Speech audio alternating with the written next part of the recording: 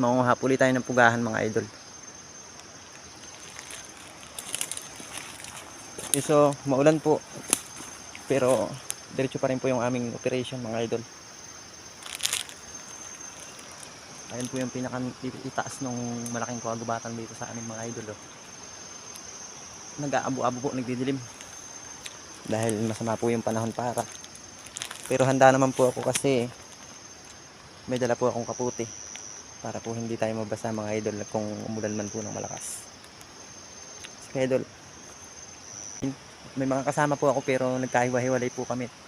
Para po kami marami makuha. Hindi naman po kami pwedeng magkakasama sa isang sa isang pasok sa gubat.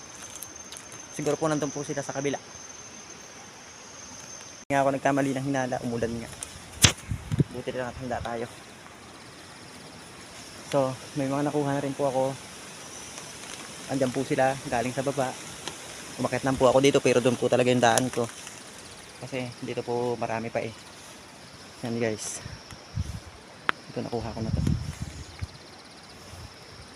Ang ganda po.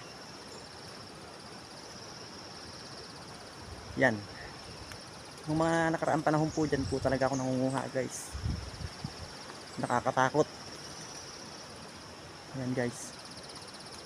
Madilim nga lang dyan ngayon kasi lagi na ulan tapos nag-uusok pa yung bundok. Ito na guys yung yung iba ko nakuha. Pero mangunguha pa rin ako kasi alas 12 lang mga idol.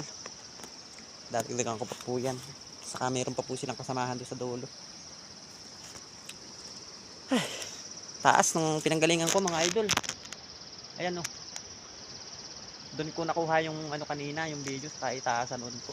Kaya yun po, kitang kita po yung taas na yan.